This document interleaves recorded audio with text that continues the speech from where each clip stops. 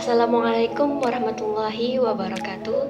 Perkenalkan, nama saya Putri Alfiana Antani dari semester 5. Yang saya hormati Bapak dosen Muhammad Syarif Khalili selaku dosen mata kuliah Filsafat Islam.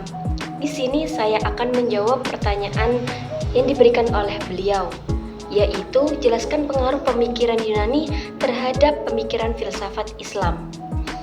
Mengenai soal pertanyaan, saya sudah membaca tentang filsafat Islam yang ditulis oleh Dr. Andes Haji Ahmad Mustafa.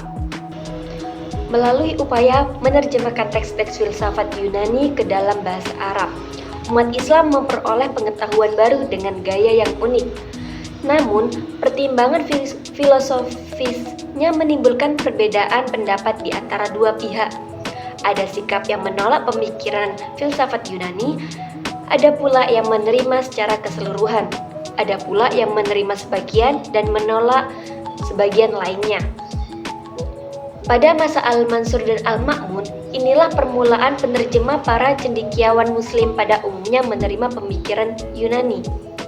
Pasalnya, filsafat yang diterjemahkan berkaisaran pada ketuhanan, etika, dan psikologi yang berkaitan dengan agama, khususnya filsafat tentang ketuhanan.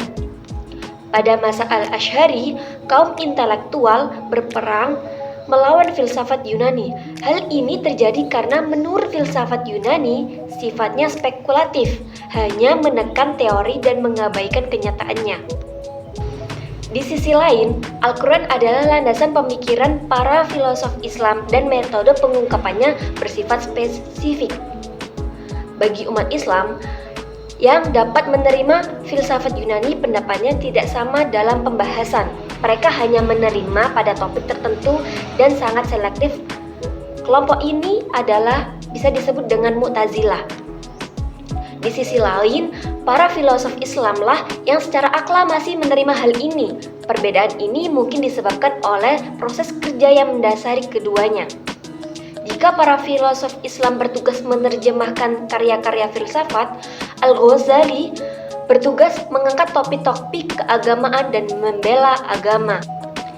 Persoalan filsafat Islam jika dikaitkan dengan filsafat Yunani adalah filsafat Islam merupakan hasil plagiarisme dari filsafat Yunani. Para filosof Islam meniru dan merumuskan ajaran Islam.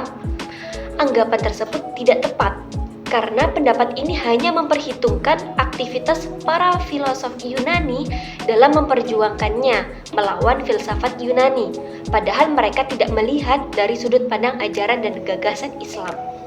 Misalnya, menurut Aristoteles, Tuhan adalah entitas yang memberi makna pada alam. Namun, Tuhan bukanlah sesuatu yang dapat kita hubungi, yaitu yang dapat kita sembah atau cari. Menurut Aristoteles, yang dimaksud adalah Tuhan, bukan Dia. Dan tidak berkata bahwa Allah adalah Tuhan, bukanlah pencipta alam. Di sisi lain, Al-Kindi, filosof Islam, mampu membuktikan pendapat Aristoteles bahwa Allah adalah pencipta alam. Pendapat Aristoteles tidak dapat diterima dalam Islam karena menciptakan penciptaan alam secara bertahap karena mengarah pada tindakan musyrik. Karena pendapat Al-Kindi sangat bertentangan dengan pendapat Aristoteles bahwa dunia ini muncul dengan sendirinya melalui pertumbuhan benda-benda pada tingkat keempat. Ia menyimpulkan bahwa seluruh dunia diciptakan oleh Allah Subhanahu wa Ta'ala tanpa ada kekuatan lain yang bercampur tangan dengannya. Katanya, Al-Kindi menyerang pandangan Aristoteles dengan alasan ajarannya memuat kepercayaan politeisme. Lebih lanjut, Al-Kindi merupakan tokoh Islam yang menolak pendapat yang menyatakan adanya pencipta pertama dan terakhir. Al-Kindi mengkaitkan gagasan di atas dengan keyakinan bahwa Tuhan itu unik, awal dan akhir sesuai dengan ajaran Islam, tauhid wahdaniyah dan tauhid rububiyah. Di sini dijelaskan bahwa penerimaan filsafat Yunani para filosof Islam untuk dapat memahami atau menerima filsafat Yunani dengan cara mengusahakan keterpaduan antara kedua filsafat. Cara yang ditempuh dengan jalan yang pertama yaitu mengulas pemikiran-pemikiran filsafat Yunani, kemudian melenyapkan terhadap kejanggalannya dan mempertemukan filsafat-filsafat yang kontroversial. Yang kedua, mengadakan keterpaduan antara pihak filsafat dengan agama. Itu cara yang ditempuh oleh para filsafat Islam. Mengapa demikian?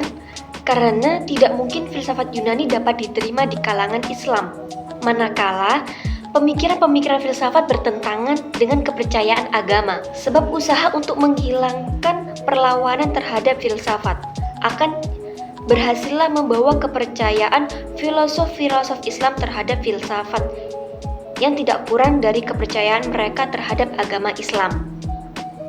Sehingga tidak segan-segan bagi para filosof Islam untuk membuang pemikiran filsafat yang berpelawan dengan prinsip agama, dan justru tidak mungkin dapat dipersatukan dengan keduanya.